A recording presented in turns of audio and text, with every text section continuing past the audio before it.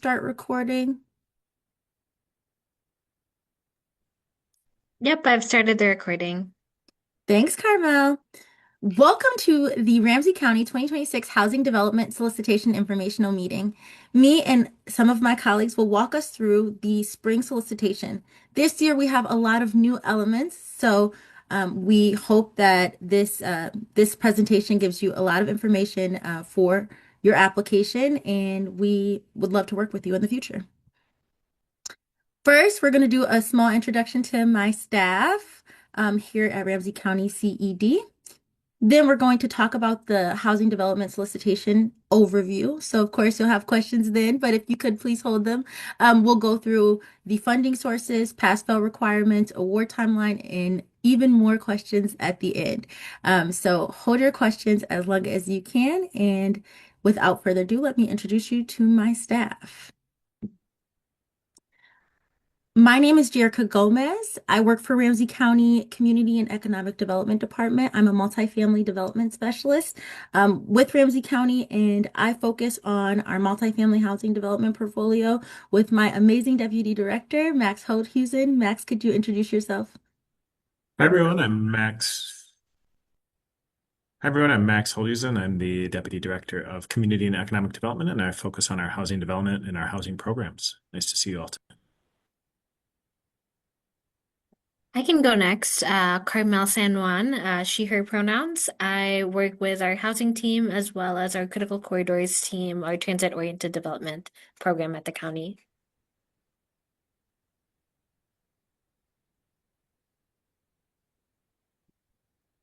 And then, Anne, would you mind introducing yourself? Sure. Hi, Ann Schwartz. I too focus on the housing development work and welcome everybody here for the presentation. If you have not been to our website yet, you can go to www.ramseycountymn.gov/housing investment and learn about the solicitations from the past and what we have funded in the past. We're going to ask that you submit your questions via chat. That way, my colleagues can capture them and we can spend time with them um, in a moment. This meeting will be recorded and posted on our YouTube channel as well as our website, as well as the PowerPoint that you're watching right now. So you'll be able to get this information a little bit later. The question and answer portion will be posted within the addendum of the solicitation announcement. So it's another iteration of the solicitation announcement. So that will be posted before the 23rd on our Neighborly platform, which you haven't been introduced to yet. If this is your first solicitation this year. So our Neighborly platform will be introduced in a little bit by my colleague, Carmel. Without further ado, let's get into the solicitation. This is an annual funding application for affordable housing development in Ramsey County. It consolidates multiple funding sources into one application, so you don't have to worry about your funding sources or what funding sources you can choose from. Creating a competitive application that appeals to multiple funding sources is something that will give you a competitive edge in this application. So we will tell you what kind of funding sources we're using and what kind of housing activities are eligible under each funding source for that reason, but you don't get to choose your funding source. Ramsey County's Community Economic Development Department will choose funding sources for the applications.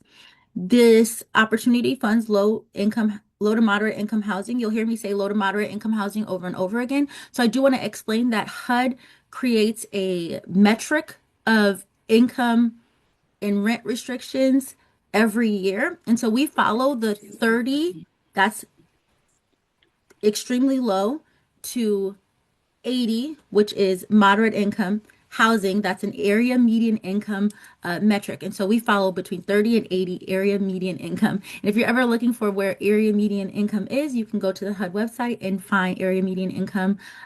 So I'll say low to moderate income, and I'm referring to 30 to 80% AMI. If you have specific questions about that, then please put them in the chat as we move forward. Eligible applications are reviewed for eligibility and underwritten prior to funding awards, and they result in units that have income and rent restrictions. So if you're looking at developing fair market rate housing, this is probably not the space for you. 30 to 80% AMI is below the median income. Affordability declaration of 20 to 30 years. Deferred loans with 20 to 30 years, depending on funding source. And we'll talk about funding sources in just a minute. Compliance with local, state, and federal rules and regulations. Now, if you've been here before, you've heard all of that. But here goes some new things that we have in 2026. I mentioned earlier that we have a new program called Neighborly. When you log into Neighborly, and we're going to walk through this a little bit later, you will choose which application you're applying for. We have new architectural guidelines in 2026. We have a new applicant organization. You guys can only apply for 2 projects if you're an entity like by LLC. New eligible uses for government and nonprofits. So if you're a government or a nonprofit and you're in this room because you were told that you could get pools of funding for single family housing, you are in the right space. Funding sources, tweaks to scoring, tweaks to lists of required and optional materials, and this incorporates some of our critical corridors and program priorities into strategic alignment. So we'll go over all of these little pieces later on. This is just more of a general overview. So the solicitation was opened on April 13th. We published the solicitation via Neighborly. So if you have seen the Neighborly platform and you've logged in and you've gotten to see the questions, that's great. But if you haven't, you're fine. You still have until May 26th before your responses are due. And then between June and July, we will give out the awards for this solicitation announcement. Again, I did put the website in the link below, and you guys will be able to visit this website and find out more about the housing development solicitation, but we'll go over some very in-depth information in this meeting.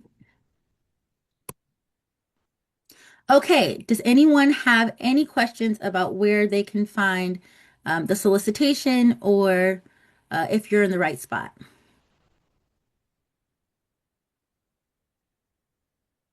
Okay, without any, I'm going to keep on moving. So some of the eligible housing activities that we have with the 2026 housing development solicitation is the acquisition and rehab of permanent general occupancy rental. Eligible projects may include commercial or institutional uses. However, only costs associated with housing development are eligible for our funding. The new construction of permanent general occupancy rental housing, the preservation and rehab of existing permanent general occupancy rental housing. Say that 3 times fast. And then some of our owner occupied, or all of our owner occupied housing activities are the acquisition and or rehab of existing housing units by nonprofit or government agencies for affordable home ownership or single family rental in suburban counties. That is for the suburbs only, and it's only for nonprofit or government entities. This next one is open to everyone. The new construction of affordable owner-occupied units for sale on the open market or through a nonprofit homeownership program for low to moderate income rental residents. You may ask, so if I'm building a duplex for sale, is that an eligible activity? The answer is yes. A duplex for sale is an eligible activity. However, the rental that is attached to that duplex would have to also qualify between the 30 to 80% AMI, so that you would have eligible uses within the application and to remain competitive. Okay, does anybody have any questions about eligible uses? And I can't see the chat. Is there anything in there? Nope, not seeing here on my end. Oh, you guys are quiet this morning. I must be an amazing presenter. This is a good opportunity to ask if your application activity would be eligible for funding. So if you have any questions about eligibility of your project, this is a great time to ask. We won't bite. Okay, hearing no questions, seeing nothing, I'm going to move forward. Please do. Funding sources. We have the Housing and Redevelopment Authority levy funding, Pro Housing, Home, Local Affordable Housing Aid, and State Affordable Housing Aid. Any Ramsey County award will be subject to prevailing wage ordinance, affordability monitoring, and 2026 Ramsey County architectural guidelines. But let's talk specifically about these funding sources now. We're going to start with the Housing Redevelopment Authority, or HRA, levy funding. Eligible uses of funds include the construction, acquisition, try to move something and moved my screen. Now it doesn't want to go backwards. Of course.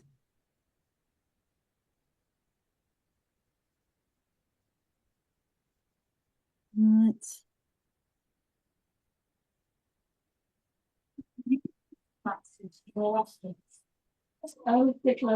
For low to moderate income households, including permanent supportive housing, applicants requesting funds for acquisition must also include rehab activities. Funding units must remain affordable for at least 30 years, and these funds will be generally structured as a loan. Priority is given to projects with units targeting low to extremely low restricted households. Remember, low is 50% AMI, extremely low 30% AMI. Must close within 18 months of award, and these funds are not available in the city of North St. Paul. So the city of North St. Paul is a different city than St. Paul, so please pay attention to that. Pro housing.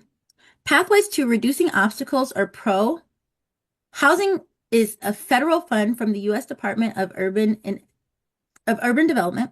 Pro housing funds are available countywide. Eligible uses include the new construction and the acquisition rehab of rental housing for low to moderate income renters, including supportive housing.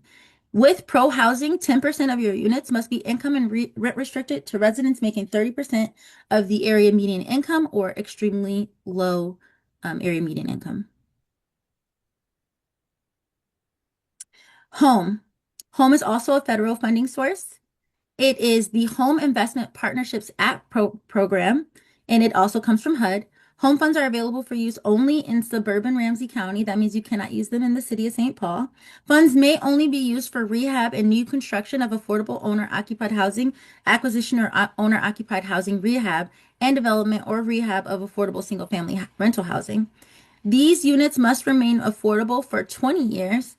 And for more information on federal regulations regarding the design guidelines, subsidy layering, all other guidelines, you'll have to visit HUD's exchange online because they'll have all of the information, including the NOFO in which we were funded for. Local affordable housing aid. LAHA funds, we call it LAHA. LAHA funds are available countywide, including in the city of St. Paul. Eligible uses of funds include the construction of permanent rental housing, acquisition and or rehab of permanent rental housing. This may also include permanent supportive housing. All units must include income and rental restrictions. State requirements may require the inclusion of accessible units. That's ADA accessible units. Funds will be structured as a loan, and a minimum of 30-year affordability period is required. So this is a state fund. This comes from the state. State Affordable Housing Aid, SAHA, are available county-wide, including the city of St. Paul. Eligible uses of these funds include new construction and or the acquisition and rehab of owner-occupied housing. All units must include income and rental restrictions. State requirements may require the inclusion of ADA accessible units. Funds may be structured as a loan or a grant, and a minimum 20-year affordability period is required. Okay, let's talk about this evaluation schedule. You know your application responses must be in by May 26th. Please make sure that you turn in your application responses prior to this because anything that comes in after May 26th will not be eligible for scoring. Because we begin our application review promptly on June 1st. Awardees would be alerted prior to June 18th if they received an award or not, and board approvals begin in the end of June, June 23rd. So the week before the last week of June. I cannot stress enough that the portal may be overloaded on May 26th. So it behooves you to turn in your application before May 25th. The portal does close down at 4:30. You having a technical issue with your portal will not, that was not told to us prior to the closing of your application we're just not going to review your additional materials. I want everybody to know that. Let's talk about pass-fail requirements. The county worked together to create an application that was not onerous. And so there are very little things required for you to be able to turn in an application. So in order for you to turn in an application, we just ask that you fill in your applicant information, your project information, your strategic alignment application, your organizational capacity application, and then the only required materials are the multifamily workbook or owner occupied book workbook if that's the activity that you're going to do, the lobbying certification form, and the acknowledgement letter. Without these portions of the application, your application does not go into scoring because it is not eligible. However, there is a nice little laundry list of other things that supplementary materials that will go into your scoring but are not required in order to get into the door of the application.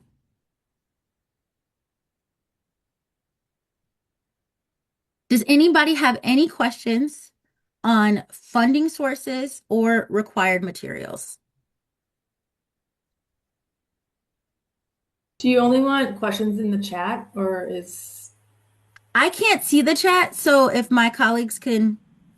Yeah, I can jump in here since I am reading two questions. So the first one is acquisition and rehab for all applicants or just nonprofit? Acquisition and rehab for multifamily is for all applicants. However, if you're trying to acquisition, acquire, if you're trying to acquire single family housing for rehab, that is only for nonprofits and government institutions. Thank you. And then second question here.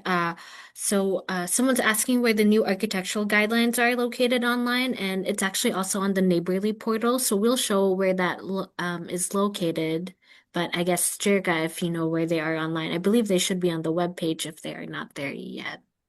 So our new architectural guidelines are in the document library within the Neighborly portal. So if you go into the Neighborly portal, you can see a library of really important documents that Ramsey County often references. And if you would like to score high on your strategic alignment, you should also reference that is our economic competitiveness and inclusion plan, our deeply affordable housing initiative engagement report, our Ramsey County architectural guidelines. And there's one more I'm missing, Max. Either way it goes, it's inside of our document library. So we have 5 documents there. I Yep, can't remember them off the top of my head. yeah, and I'll go through kind of what that looks like as well towards the end of the presentation here. And then there's actually two more questions that popped up as well. What are the funding allocations for each funding source? And is Davis-Bacon required for pro funding? Yeah, I can take those two questions. Funding allocations are still in flux, so we don't set an amount and release that amount. So due to perhaps reallocated projects from past years or program income coming in, so we do not release a dollar amount. You can look on our website, Ramsey County mn.gov/housing investments to see what previous year's investments were and to kind of get a scope of how much funding is available. Davis-Bacon is required for pro housing and home funds, depending on the amount of units. And all funding triggers the Ramsey County prevailing wage ordinance of investments over $25,000. Single family, the question in the chat is, does single family compete for funds with multifamily? Through Jerica's presentation on the different funding sources, you'll see that home funds and Saha funds were allocated towards owner occupied uses, and the other funds sources were used for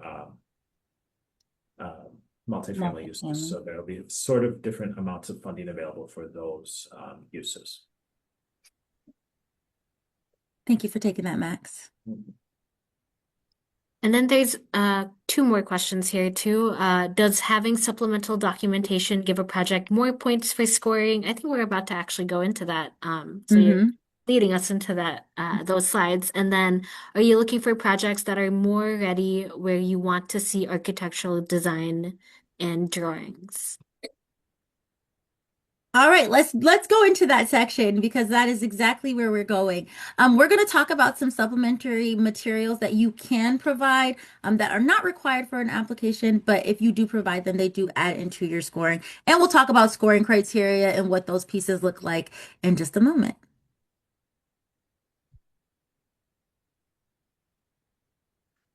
These are the additional materials list that I was just referencing. So for instance, your project schedule, your project scope of work, your market feasibility analysis plan, applicant's financial statements, the explanation of any funding sources, commitment letters from funders, architectural drawings, sworn construction cost statement, business specs, site improvement plans, maps of proposed areas. You're going to see on the website that we do provide a critical corridors map, and we'll talk about critical corridors and what those things mean in just a moment. So just keep that in your head as we move forward. And then the National Environmental Protection Act checklist, if you have anything that you're going to be proposing, photos of the project site, evidence of site control, tenant data, rent roll for existing units if applicable, zoning and land use documentation or approval, or your waste management plan.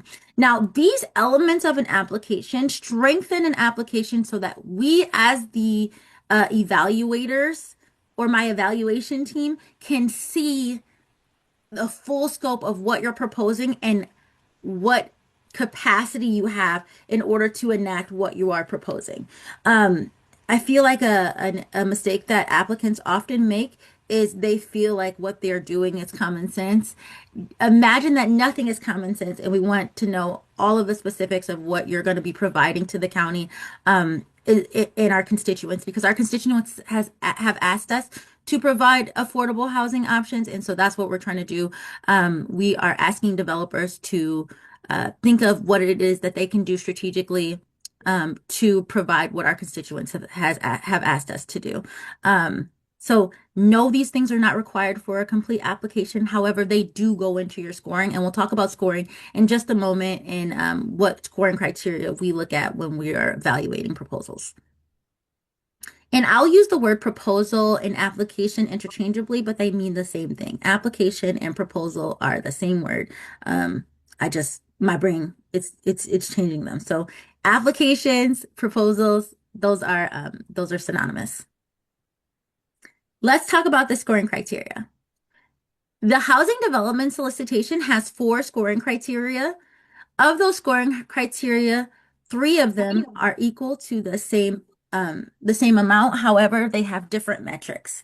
So strategic alignment, affordability, and financial feasibility are all 30 points within the housing development solicitation, and your organizational capacity is 10 points. Now let's talk about these in a little bit more detail. First, let's go over strategic alignment. Remember that document library I referenced earlier where I talked about the economic competitive and inclusion plan, the deeply affordable engagement initiative report? I hope you guys can't hear my dogs. The equitable development framework. Those are all documents that our constituents have provided us information of what they want for the county to be able to provide. Now, if you're reading those documents and you're studying them and you're understanding them and you're able to reference your application and how your application does what we're asking to do, you're going to score higher in the strategic alignment section. We asked you to do something and you're doing exactly that. So make sure that as you're putting in your application, you're thinking about our goals, our strategies, our initiatives, what we want to put forth, and how your project is doing that for us. That makes it very easy for my evaluation team to read and understand what you are referencing to. And if you're asking me for $500,000, I'm asking for $500,000 strategic alignment answers. So 30% of your score is strategic alignment. So please pay very close attention to what you are offering as far as how your goals and our goals can align. I'm gonna skip this because it can get deep. So just make sure that you review strategic alignment. Carmel, I'm gonna let you take this slide and talk about critical corridors. Yeah, thank you. So part of that 30-point piece, I'm just kind of pulling out a specific portion here, is the alignment to critical corridor planning, or critical corridor program goals, I mean. And so if maybe you have applied to our fall critical corridors program that covers hard construction costs, focused on kind of building more transit-oriented development, that pool of funding is now combined with the spring housing development solicitation. And so that's new this 2026. And essentially the goals are increasing density along key transit, economic, and cultural corridors in the county. And so these are all the corridors in green on the map here on the screen. And so you can see this map in our critical corridors program webpage, as well as the housing development webpage as well, in underneath related resources if you want to kind of type in your project site and kind of see whether it's along a corridor. And so that's something where you can see kind of that resource. And so something to pull out here as well is that projects that are redeveloping any underutilized or vacant lots have a better advantage as well when it comes to scoring. And so wanting to really promote that TOD, transit-oriented development here at the county. And so, yeah. Okay, now affordability, that is how affordable your units are for your residents or your future residents. And we have two different affordability metrics, and that's multifamily and owner occupied. So depending on which activity you were proposing in your application, the percentage of units affordable at or below 30% AMI could give you 15 points if you had over 10% of your units devoted to those who have extremely low income. If you have less than 10% of your units or more than 10%, you can get 20 points. If you have less than 10%, you can get, if you have 10% of your units but less than 10.1%, you can get 30% AMI, or you can get 15 points for 30% AMI. Now, if you provide 50 to 90% of your units rent restricted at 50% AMI, so that's low income, then you can get 5 points. If all of your rent restricted at 30% or 50% AMI units are affordable without additional rental subsidy, like for instance, Section 8 or housing choice voucher, then you would be able to get an additional 5 points. If you propose an application with 60% AMI, 100% 60% AMI units, you would get 0 points in affordability. So that is something that you might want to consider. If you are providing owner occupied affordability, we ask that um, you talk about what kind of affordability the full scope of the project would provide. The proposed owner occupied unit is income restricted to a household at 60% AMI purchase at move-in, then you would get 20 points. The proposed owner-occupied unit is income restricted to a household at 80% AMI. You would get 15 points. And are all proposed owner-occupied units income restricted at 60% AMI? If yes, you can get 10 points. So thinking about that in the scope of a single-family house is pretty easy. But when you're thinking about it in a duplex or a triplex or however you plan to rent out the other units, if you're selling it, just make sure that you are able to communicate what the affordability is for that additional unit for your application. Financial feasibility is a little bit different from affordability, but these are both quantitative analyses. We're looking at owner-occupied multifamily and multifamily preservation and multifamily new construction very differently. This is gone over in your solicitation announcement, which I would consider, if you have not read it yet, to read it. This is very in-depth. I'm not going to go through each of these because we just don't have the time to do that. But again, there are different metrics for owner-occupied multifamily preservation and multifamily new construction. And those are the costs associated with your project to the county and your total development cost. Organizational capacity is really who's on your team and what is their capacity to get the work that you're proposing and your scope of work done. If you look at these portions, you can see the development team has strong experience planning and completing housing development projects. The development team describes ample staff capacity to successfully execute submitted proposal. If less experienced, lead applicant has brought together an experienced team to fill in the organizational gaps. We're asking that if you don't know who's on your team yet, or if you are still developing your team, that you still communicate how you plan to hire those individuals in the future for the full scope of work and what you are looking for. So please make sure that you answer these questions as succinctly as possible, as even though this is a 10-point metric, it is 10 points that can add to your score. And all points are created equal. However, uh, you want to make sure that you get all of the points that you can, especially say you don't have the financial feasibility or affordability that you would need in order to be successful in this application. We look at all of the applicants and compare them to the landscape of applicants. So I can't say like, oh, if you're able to provide this, then your application will be more competitive than this. I can just say that we look at the entire scope of applicants, and that's how your application is scored. We don't review applications prior to the application deadline. Does anybody have any questions about scoring criteria? Yeah, there's one question in the chat that popped up. So owner occupied points add up to 45 points, but the max is only 30 on affordability. Could this be explained? Owner occupied adds to, so you can only get 20 points or 15 points. You can't get both of those. Does that make sense? So you can if your unit is restricted at 60%, then you get the 20 points. If your unit is restricted at 80%, then you get the 15 points. You would not be able to qualify for both of those. So how can you get the maximum of 30 points, and or how would you, let's say you're going to have 2 units at 60 and 2 units at 80. Would you blend those two or something, or? And you're talking about a house for sale, right?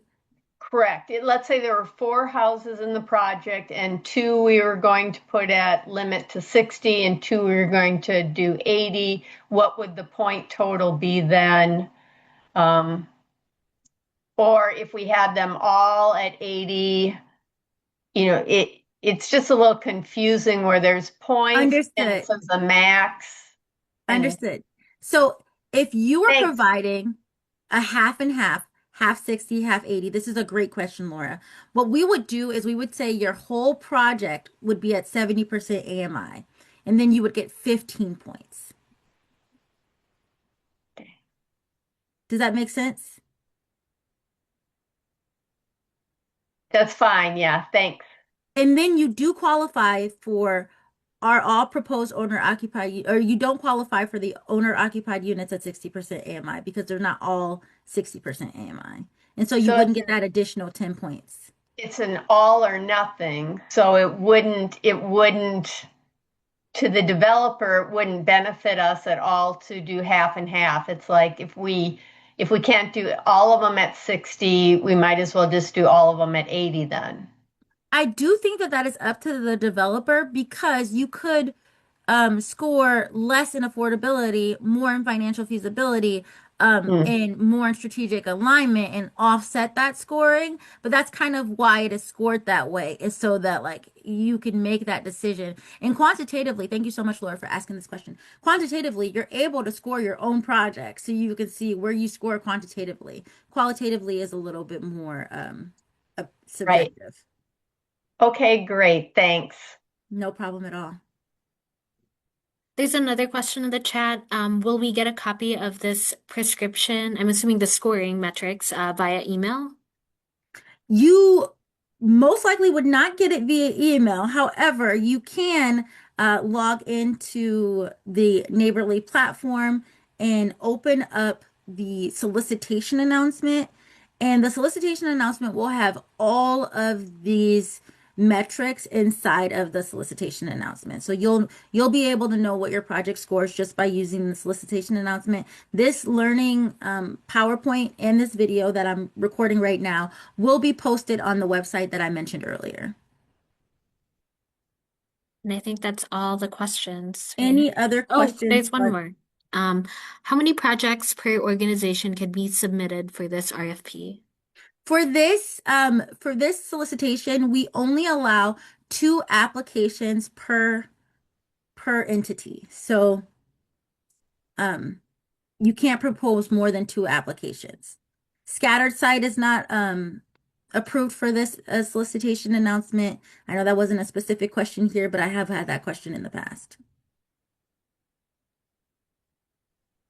Could you say more about scattered site not doing it or Yeah, I can take that. not being? Yeah. So on the multifamily side, scattered site is not allowed, so you cannot propose an address. I'm just gonna make up some streets. You can't have one address on Mendota Street and one address on Sherburne and count it as one application. And so one in the multifamily side, one address or parcel equals an application. On the owner occupied side, since you can apply for an acquisition of pooled funds, the scattered site is allowed, and then in that sense. Let's say you are proposing a development of 4 owner-occupied units, kind of all on the same development. They would be separate parcels, but they're all adjacent. That is also allowed and would not be considered scattered site. Mm-hmm. Thank you.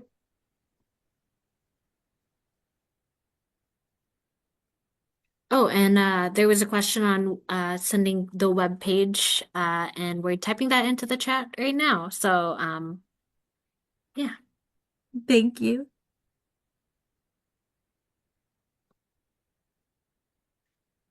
Okay, I think it's my set of slides here now. So as we've said before, we have a new application portal. If you haven't done an application with us in the last 6 months, this might be new to you. So how to start an application. So the link that was just sent in the chat, click on that link and you're going to be able to see the begin application button towards the bottom of the screen there. And once you click on that, you'll be brought into the Ramsey County participation portal that has our application. You'll need to create a Neighborly account, and that's free. You can just click the sign up now, kind of in the square in the red here, and pretty self-explanatory. You'll be setting it up with your email and setting up a password. And next slide, please.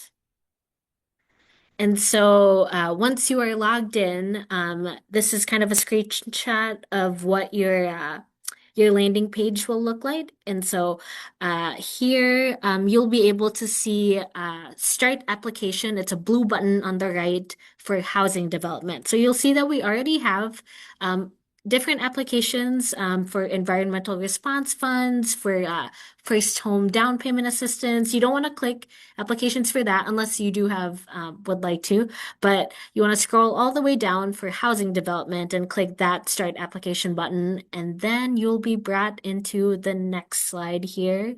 And I think I'll actually start sharing my screen so that you can kind of click into what this looks like. So one moment.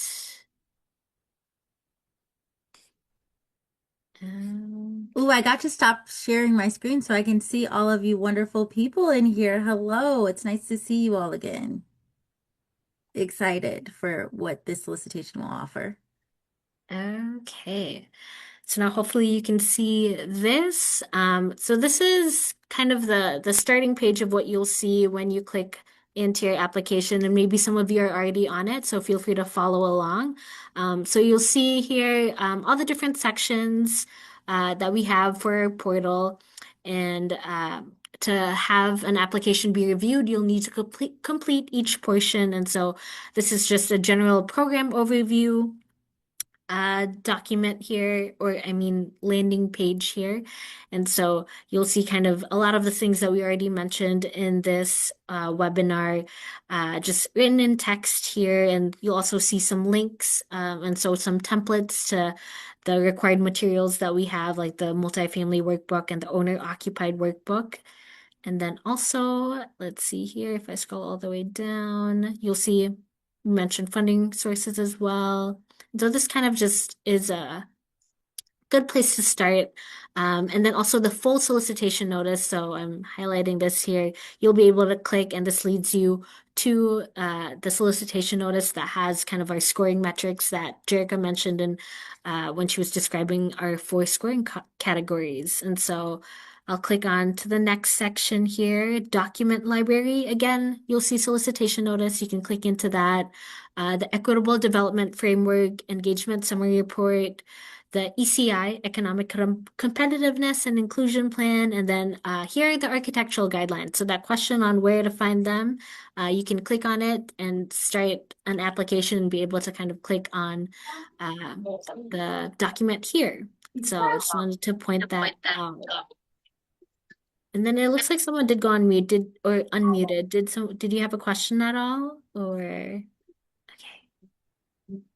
Okay, I'll keep going here.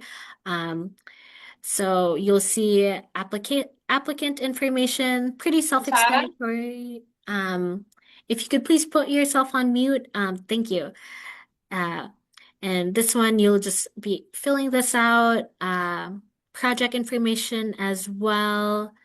And also, if anyone from my team would like to call anything out, please feel free to unmute as I go through this as well. And so you'll see kind of the project information and being able to answer all the questions here. Strategic alignment. This is the portion where it's a lot of our narrative portion here too. So you'll see references to our different plans and reports that will help you answer these questions here. Organizational capacity. You'll be able to see kind of the different contacts for your team that you'll be entering here and help us to score on that certain category for your application. And then required materials. So please make sure to upload the correct workbook. Again, if you click one of them, you'll see a link to be able to get that template for that spreadsheet. So clicking on one or the other and then being able to upload that file right here. And oh, and I guess before I keep going here, at the end of each section, you'll see a save button. Make sure to click this as you're going through the application. It doesn't automatically save, so you want to make sure you're not going to lose your progress. So you want to click save each time you work on your application here. And just wanted to point that out. And then that long list of additional materials, you'll see it replicated here in a section to upload each file that you have. And these are optional. So you'll see additional materials, but required is something that we do need from you. So just wanted to point out the differences here of these two sections, E and F. And lobbying certification. This one, self-explanatory again, just being able to sign that as well as the acknowledgement form and clicking submit at the end. So once you have all of these completed. So let me stop well, actually, before I stop my share, I think I Can you have a go slide. into the document library just for me one more time? I Yeah, wanted to go over go ahead. those documents. All right, so you see here the solicitation notice. The solicitation notice will have all of the information that we've presented today within this meeting. It won't have the presentation attached to it, but this is a really great check my work type of document. You want to make sure that what you're applying for, the activity that you're applying for, is eligible for funding. You want to look at the funding sources. This is a great way to do that. If you want to see what we're looking for, this is a great way to do that. So please, please, please, if you have not read the solicitation announcement yet, do that. That is kind of your syllabus to the application, if I'm being really honest. The Equitable Development Framework Engagement Summary Report, which is the Deeply Affordable Engagement Initiative Report, it's going to be changed to a different word there. So I just want to make sure that you know. The Ramsey County Economic Competitiveness and Inclusion Plan, those are all documents that, like I said before, were created by our constituents that kind of outline what it is that what they want from the county, as they pay us their taxes, we are supposed to provide those services. So if you can tell us what your project does to apply to those things, then you have the potential to score higher in your strategic alignment section. So that is that part that has ambiguity. That is that part that is um, um, not specifically objective, like for instance, the quantitative analysis. But when you're looking at qualitative analysis, you want to make sure that you're able to be very succinct with your proposal.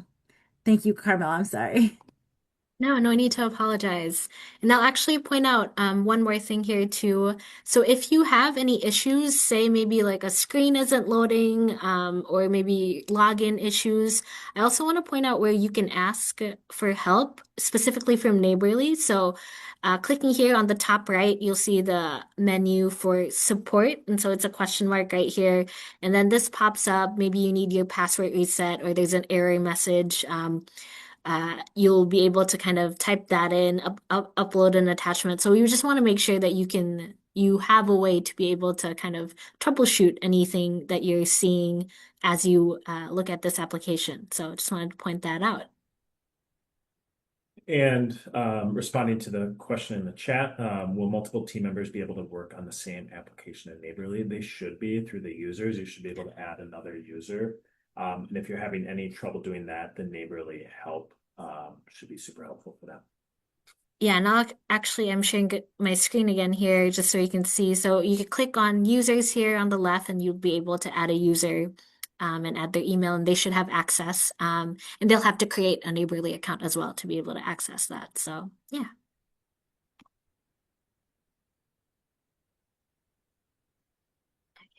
I'm going to stop my screen and we can go back to slides, Jerica.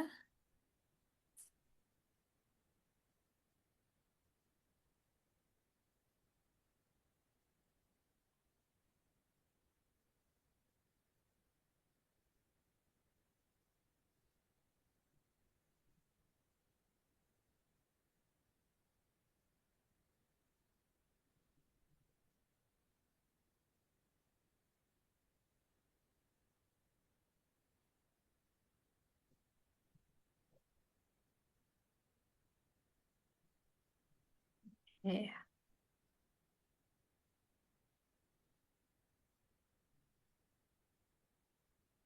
Oh, Jerica, you are on mute. Okay, so if you are on a computer, this is a good opportunity for you to sign up for our newsletter. You can pick up your phone, open up your camera, and this QR code should load up for your phone. I'm going to give you a couple of seconds to sign in here. This newsletter that CED releases really does allow you to know about all of the different funding sources that Ramsey County has in order to get your projects off the ground. It also is a great opportunity to be able to put your input into what you believe the county should be focusing on. So if you have not signed up for our newsletter, I will tell you it is a wealth of information, and we'll get you signed up just by scanning this QR code and clicking the link. Is anybody having any issues with this QR code?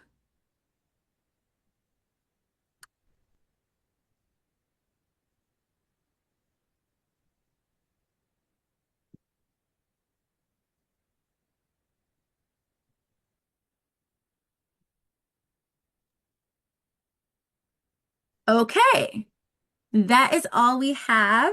Does anybody have any additional questions that were not answered in the course of this presentation?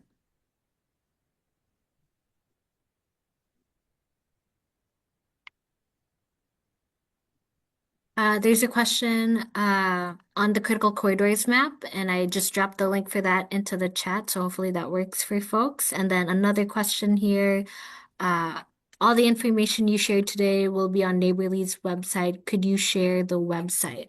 Yeah, so that's actually the very first link that Max shared.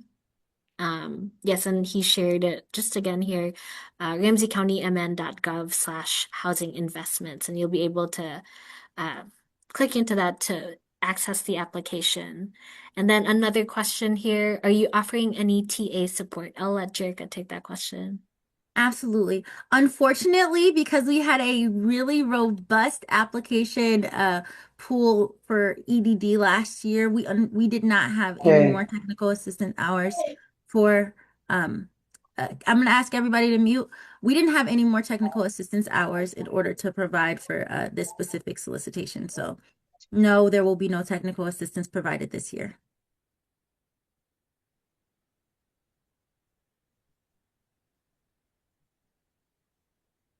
I'm not seeing any other questions in the chat, but we'll wait a few seconds because I know it takes a while to type as well. Oh, where can we find the scoring worksheet? A specific worksheet will not be provided, but all the scoring will be listed out in this presentation, in the PowerPoint presentation, and then in the solicitation notice. So you can kind of create your own scoring guide from that. The presentation screenshots were kind of a behind the scenes look at what our score sheets look like. And all the scoring is listed in the solicitation notice.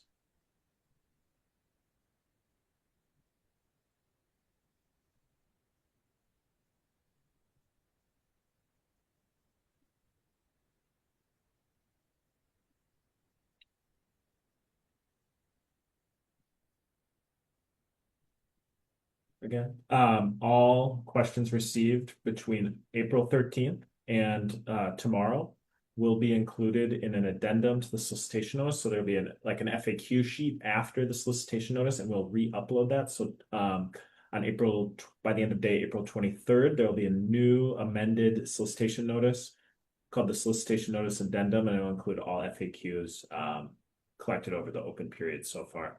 After April 21st, we will not answer any more questions. And unless it's like, hi, my neighborly account isn't working, then we would redirect you to like the neighborly help desk, for example. A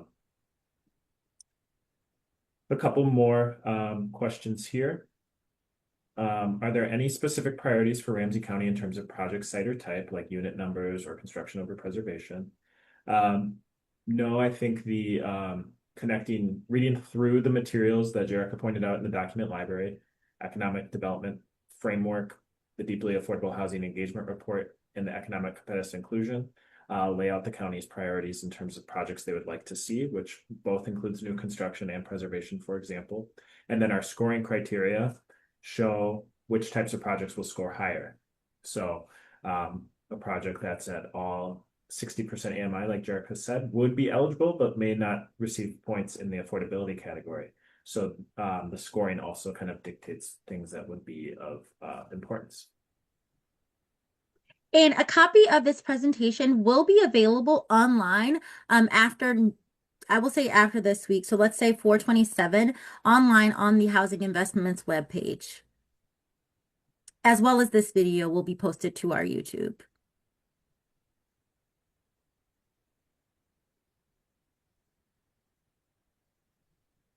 I'm going to give you guys about 30 more seconds to put any other questions in the chat. Otherwise, thank you so much for joining us. This has been Ramsey County's spring housing development solicitation. We've talked about our funding sources as well as the eligible activities, and we look forward to working with you all in the future. Oh, oh, never mind. I thought there was another question. It was thank you. Yes, thank you so much for attending. Bye-bye.